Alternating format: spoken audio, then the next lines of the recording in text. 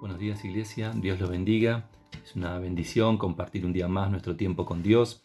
Y hoy 4 de febrero vamos a leer el capítulo 10 del libro de Mateo. Y vamos a leer desde el verso 1 hasta el verso 15.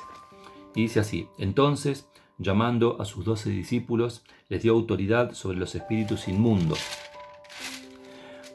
para que los echasen fuera y para sanar toda enfermedad y toda dolencia. Los nombres de los 12 apóstoles son estos: primero Simón, llamado Pedro, y Andrés su hermano, Jacobo, hijo de Zebedeo, y Juan su hermano, Felipe, Bartolomé, Tomás, Mateo el publicano, Jacobo, hijo de Alfeo, Lebeo, por sobrenombre Tadeo, Simón el cananista, y Judas Iscariote, el que también le entregó. A esos 12 envió Jesús y les dio instrucciones diciendo: Por camino de gentiles no vayáis, y en ciudad de samaritanos no entréis, sino id antes a las ovejas perdidas de la casa de Israel, y yendo predicad diciendo: el reino de los cielos se ha acercado. Sanad enfermos, limpiad leprosos, resucitad muertos, echad fuera demonios, de gracia recibisteis, dad de gracia. No os probéis de oro, ni plata, ni de cobre en vuestros cintos, ni de alforja por el camino, ni de 2 túnicas, ni de calzado, ni de bordón, porque el obrero es digno de su alimento. Mas en cualquier ciudad o aldea donde entréis, informaos quién en ella es digno, y pasad allí hasta que salgáis. Y entrad en la casa y saludadla.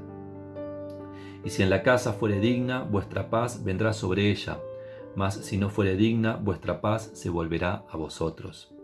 Y si alguno no os recibiere ni oyere vuestras palabras, salid de aquella casa o ciudad, sacudid el polvo de vuestros pies. De cierto os digo que en el día del juicio será más tolerable el castigo para la ciudad de Sodoma y Gomorra que para aquella ciudad. Y el Señor en estos pasajes lo que nos muestra es cómo Él empieza a armar ese equipo que permitiría seguir adelante con ese ministerio, con las verdades del reino que Él había empezado a predicar. Y nosotros quizás lo leemos en pocos versículos, pero esto fue un proceso largo, fue un proceso que llevó todo un tiempo de preparación y todo un tiempo de cambio para esos hombres, que todos eran muy diferentes, todos tenían su temperamento, sus personalidades, y todos debían consagrar distintas áreas de su vida. Y en el momento de ser enviados, ni siquiera aún en ese momento estaban 100% consagrados, por decirlo de alguna manera, sino que ellos siguieron en ese proceso de crecimiento. Y una vez que Jesús los preparó, una vez que Jesús les enseñó, Jesús los envió. Y el hecho de enviarnos tenía que ver con esta necesidad de seguir desarrollando esa tarea que Jesús había iniciado. Jesús no podía hacer todo solo, por eso había elegido a ciertos hombres y luego los envía. Y al enviarlos les da autoridad.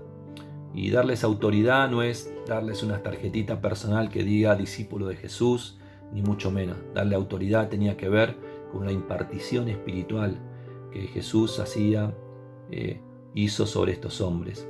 Y era tal esa impartición que estas personas podían en su nombre hacer todo lo que Jesús les dijo ahí en la palabra, y de hecho lo han hecho.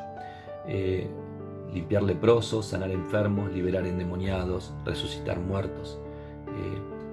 Todo ese poder que Jesús les había impartido en ellos también lo han puesto de manifiesto. Y luego de darles autoridad, les asigna una misión. Y para esa misión les da instrucciones. Y qué bueno es tener instrucciones cada vez que nos asignan una tarea. Evitamos malos entendidos, evitamos yo entendí otra cosa. Jesús es muy concreto, muy conciso en cada una de las instrucciones que les da a los discípulos. Por ejemplo, una de esas instrucciones no la leemos en el libro de Mateo, sino en el libro de Marcos, y dice que vayan de 2 en 2. Y el hecho de ir de 2 en 2 no era algo caprichoso o una casualidad, sino que tenía que ver con evitar situaciones ambiguas o de falsas acusaciones. Por otro lado, permitía ese mutuo apoyo entre las personas que salían a predicar. Y además refería una manera más seria de presentar y ordenada de presentar la palabra. También les dice que no vayan a los gentiles ni a los samaritanos. Y esto pareciera contradictorio, dado que Jesús tantas veces demostró su amor y su poder a samaritanos. Pero esto tiene que ver con que Jesús conocía a sus discípulos y sabía que algunos de ellos todavía no estaban preparados en sus vidas espirituales para presentarse delante de samaritanos y gentiles. Aún permanecía ese odio racial, ese desprecio que tenían los judíos sobre otros pueblos. Y Jesús, conociendo esto, no expone esa debilidad de sus discípulos, sino que prefiere resguardarlos, y por otro lado también les da una asignación concreta que les dice: id a las ovejas perdidas de la casa de Israel y predicad que el reino de los cielos se ha acercado. Era una manera también de ratificar ese pacto de Dios con el pueblo de Israel, de decirles que aún la misericordia de Él estaba disponible para su pueblo. Y de hecho en ese tiempo muchos judíos se acercaron a Jesús. Y esto de que Jesús le dijo a sus discípulos de no exponer sus debilidades, muchas veces en este tiempo pasa lo mismo. Y nosotros quizás a veces entendemos o vivimos esas situaciones como una barrera o como una imposibilidad de hacer determinadas cosas. Y sin embargo, Dios muchas veces nos resguarda, Dios nos cuida, Dios no quiere exponernos y que nosotros seamos burlados o fracasemos en aquellas cosas que emprendemos. Muy contrariamente se maneja el enemigo, el diablo, por el contrario, quiere que nos empoderemos en nuestro propio yo. La cultura de este tiempo es empoderarse en uno mismo y ir adelante en nombre de ese poder y de ese yo puedo hacer esto, y porque el enemigo lo único que quiere es que nosotros fracasemos, que nos sintamos derrotados y frustrados. Dios nos resguarda, Dios nos cuida, Él no expone nuestras debilidades.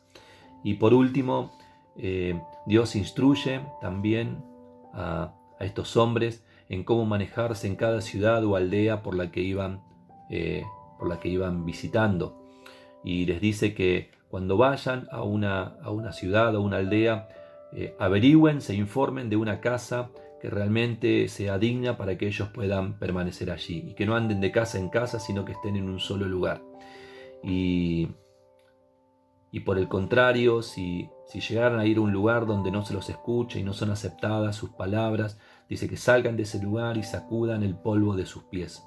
Y esto tenía que ver con una costumbre, parte de la cultura judía, que ellos, aún el polvo de los pies, cada vez que pisaban pueblos paganos, pueblos gentiles, aún el polvo de los pies lo consideraban inmundo y por eso se lo sacudían.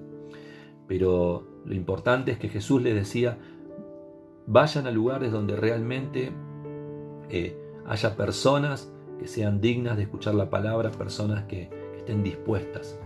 Y esto tiene que ver también con que Jesús quería cuidar las relaciones que iban estableciendo estas personas, que sean relaciones sanas.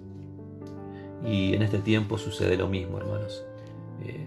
El Señor quiere que nosotros cuidemos nuestras relaciones, que cada relación que entablamos en cualquier área de nuestra vida, cada relación sea conforme al propósito que Dios estableció para nosotros.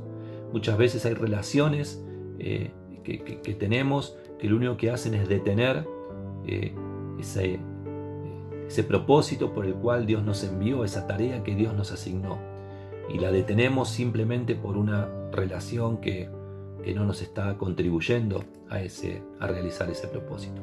Que Dios nos ayude en este tiempo a saber dónde movernos, con quién movernos, dónde entablar relaciones para que justamente nuestra vida le agrade, nuestra vida vaya día tras día acercándonos a ese hermoso propósito que Dios tiene para nosotros.